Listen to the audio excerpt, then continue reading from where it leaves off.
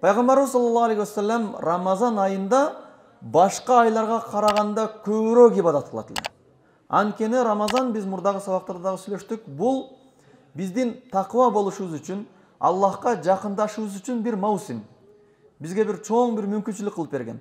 Пайгамбарыбыз бул мүмкүнчүлүктөн пайдаланып, аябай көп ибадаттар кылат эле. Алардын катарында Жабраил периште асмандан түшүп, пайгамбарыбыз менен жекеме-жеке отуруп, Куранды кайталайт эле.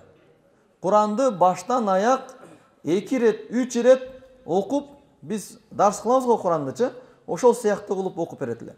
Пайгамбарыбыз Рамазан айында түндөлөрү туруп, тахаджуд намаздарын, таравих намаздарын окуйт эле.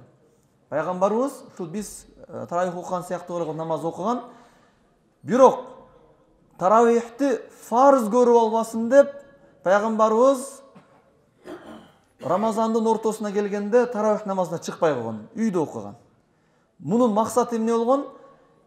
Эл бул фарыздай түшүнбөсүн. Себеби пайгамбардын ар бир кылган кыймылы, иш аракети өкүм эсептелинет. Бизде мисалы Ханафи мазхабта мисалы кайсы нерсе важип, кайсы нерсе сүннөт дегени, же болсо алымдар бир өкүмдү чыгарса, сөзсүз түрдө пайгамбарыбыздын кылган ишине карап чыгарат. Ошол пайгамбарыбыз таравихти үзбөй чоң окуса, фарыз деп түшүнбөстүгү үчүн пайгамбарыбыз өзүн тыйып, кээде пайгамбарыбыз саллаллаху алейхи вассалам ушул таравихке чыккан эмес, үйүндө окуган. Ал эми муну туура түшүнгөн сахабалар кийин биз сыяктуу эле таравихти дайым жамаат менен окуган.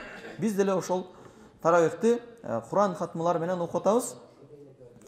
Пайгамбарыбыз мечитке чыкпаган күнүндө деле таравихти үйүндө сөзсүз окуган. Куранды сөзсүз хатмы кылып окуп турган. Жана дагы пайгамбарыбыз саллаллаху алейхи вассаламдын Рамазанда көп кылган ибадаттарынан албетте орозо, Куран окуган, таравихтен сырткары кайрымдуулук иштери көп болгон. Кээде тарых китептерди окуганыбызда пайгамбарыбыздын сабыр кылган абалдарын, хадистерде пайгамбарыбыз мондай кыйынчылыктарга чыдаган десе, мынол жака бир түшүнүктөр келет. Пайгамбар аябай кедей жашаган депчи. Пайгамбарыбыз баштапкы учурда кыйынчылыктарга учураган. Кийин пайгамбарыбыз аябай кайрымдуулук болгон. Пайгамбардын колуна келгенде бардык кайрымдуулук иштерин кылган. Алардан бири хажыга барганда билесиздер, көпчүлүгүңүздөр хажыга баргансыздар билесиздер. Биз умра менен ажылыкты бир убакта, бир сапарды аткаргандыгы себептүү бизге важип болот бир кой сойгон. Эң азы бир кой сойгон, Бирок баарыбыз бир кой соебуз, эң азын колдонупчу. Пайгамбарыбыз 63 төө сойгон. 63 төө сойгон. Жана ал төөлөрдүн арасынан бул Абу Жахил бинип жүргөн аябай баалуу болгон кымбат төөнү дагы сойгон пайгамбарыбыз. Ошолор менен бирге сахабалар дагы ошондой кылып турган. Пайгамбарыбыз жакшылыкка келгенде аябай күч менен аракет кылат эле. Жана дагы хадистер келет.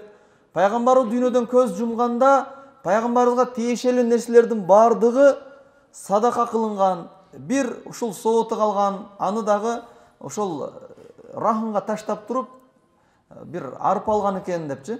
Пайгамбарыбыз өзүнүн чөнтөгүндө өзүнө тиешелүү акчасы жок болгон, бирок ошол эле малда пайгамбарыбызга аль-файдан, олжодон 5тен 1 берилип турган. Бирок пайгамбар аны мусулмандардын байтыл малына калтырган.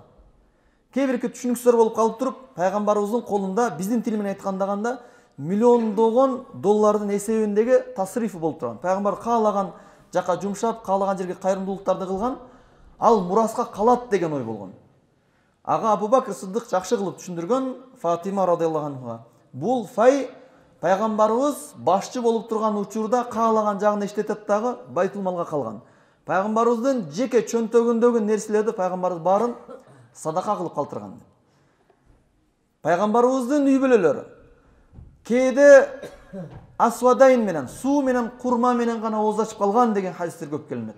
Пайгамбарыбыз үй бүлөлөрүнө бир жылдык толук түрдө продукталарын, жеген ичкендерин камдап берген. Бирок Уммул Муъминин, момундардын энеси болгон пайгамбарыбыздын аялдары, үй бүлөсү өтө берешен болгондуктан айрыкча Рамазанда кайрымдуулук кылып салып өзүндө калбай калат болчу. Бардыгын садака кылып салган. Баягындай жасалгыла турган алтын күмүштөн сырткары жей турган тамактарды дагы берип салган. Анткени муктаж адамдарды көргөндө жөн тура алган эмес.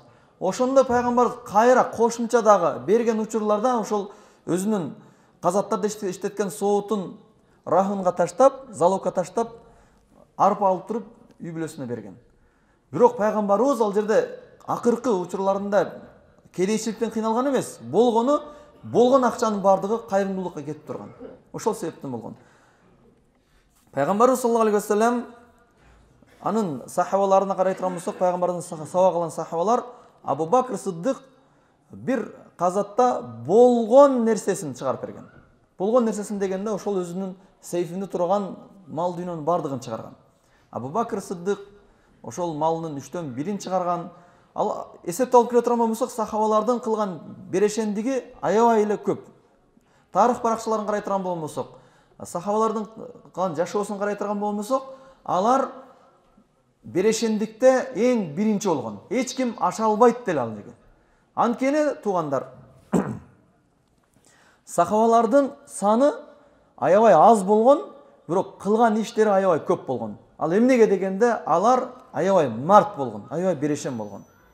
Алар азыркы биз төмөндө окуй турган аяттарды, хадистерди ушундай деңгээлде түшүнгөн, толук түрдө бекем ишенич менен болгон. Пайгамбарыбыз саллаллаху алейхи вассалам айткан хадис бар.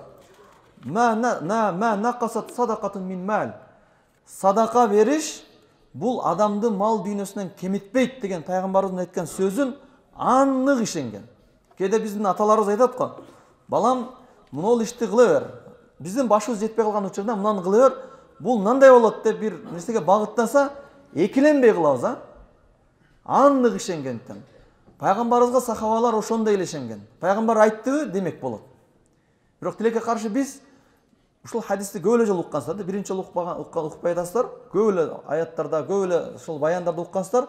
Бирок негедир кайрымдуулукка келген учурубузда биз азайтат дегенде түшүнүк болуп кетет. Бул кайрымдуулук, садака эч качан малды азайтпайт. Садака деген сөздүн мааниси, туугандар, сөздүн башында айтып турган болсок, садака бул чын сүйлөө деген сөздөн келип чыгат. Арабча садака деген этиш менен айта турган болсок, чындап айтты, тастыктап, аннык кылып айтты деген. Эми садакатун, баягы биздеги садака деген сөз, мен Аллах менен болгон мамилемде чындыкмын деп далилдөө болуп эсептелет. Палан садака бериптир десе, палан хужжа кылыптыр деп түшүнүңүздөр. Палан Аллахтын пендеси экендигин далилдептир деп. Пайгамбар айткан, ас-садакату бурхан, садака бул далил деген. Эмнеге далил деген?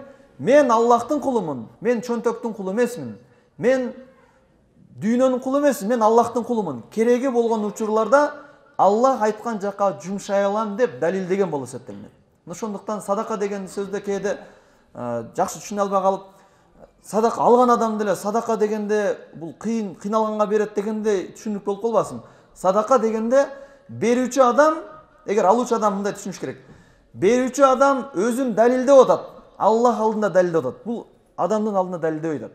Мен паланча бир адамга акча берип аткан болмосом, ал адам ойлобосун, мен үстөмдүк кылып атат депчи. Ал Аллах менен болгон мамилесин бекемдеп атат. Аллах менен болгон мамилесин чын деп тастыктап атат. Ошентип түшүнүш керек. Ошондой эле берген адам деле мен берип атамын, ушул элдин алдында тилим узун болсун, авторитетим болсун дебесин. Эл алдында кээде баркталбаса деле Аллахтын алдында бул далил болуп эсептелет. Ошону эске алыныш керек. Анткени эгерде пенде берген кайрымдуулугунан, садакасынан Аллахтын ыраазылыгын көздөп, Аллахтын алдында далил болсун деп бербесе, берген садакасынан күнөөкөр болот. Кандай күнөөкөр болот? Ал кылган кайрымдуулугун пенде үчүн кылгандыгы себептүү бул кичинекей ширк деп аталат. Кичинекей ширк дегени кичинекей Аллахка шерик кошуу болуп эсептелет. Бул өзү кайрымдуулук Аллах үчүн бериш керек эле, бирок ал пенде үчүн берилген болуп калат. Ошондуктан бул аябай этияттан турган нерсе, пайгамбарыбыз дагы аябай корккон, ахвафума ахафу алейкум аш-ширкул асгар. Мен аябай корккон нерсем силерге дейт. Бул кичинекей ширк деген. Кичинекей ширк эмне дегенде ария ва сума, бул эл көрсүн, эл угуп калсын деген максатта бир жакшылык ишти аткарат.